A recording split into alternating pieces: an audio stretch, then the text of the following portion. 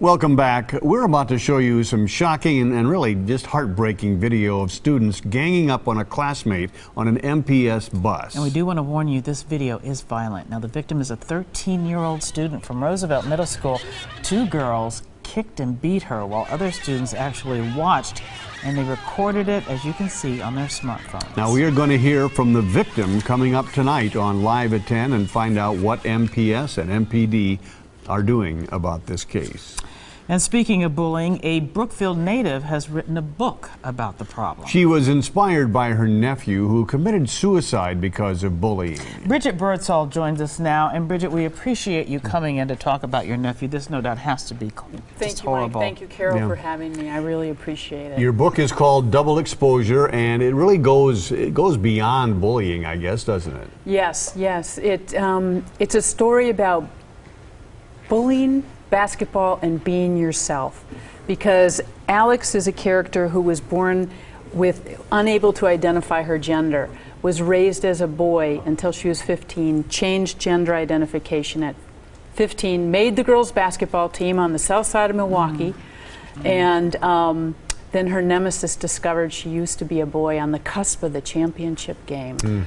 Wow, that, you know, how profound. You think about having to go through that. And you know, what I like, you want to use this as a teaching tool. Can you talk about that, Bridget? Yeah, it's really, I believe bullying is just a huge problem in our world today. And they say every 7 minutes a young adult takes their lives because of bullying. A suicide rate is very high, especially for young people who identify as LGBT and different in any way.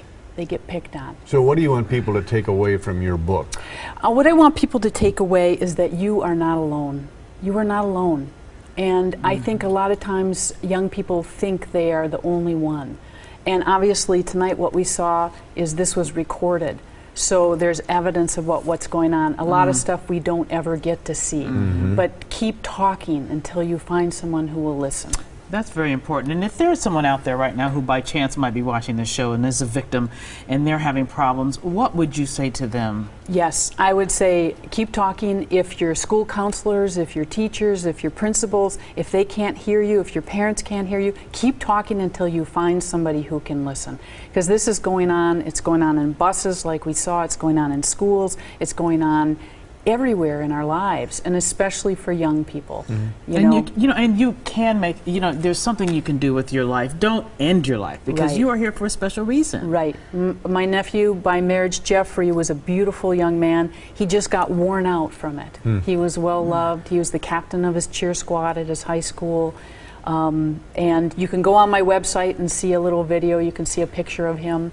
And a little bit more of his story. And where can people get your book? And they can get my book any store in the area. I'll be reading at Boswell's on March 1st at 3 o'clock. You can get it online, and you can go to my website, BridgetBirdsall.com. Excellent. And do you have any new projects in the works at all? I do. I'm working on a cowgirl novel. A cowgirl novel, okay. Wow, you're fascinating. Interesting. Love it. Well, Bridget Birdsall, we appreciate you being with us. Thank you so much. Thank you for having me. Author of Double Exposure. Thank you for coming in. And we have put more information about Bridget and her book on our website, TMJ4.com/Wisconsin Tonight.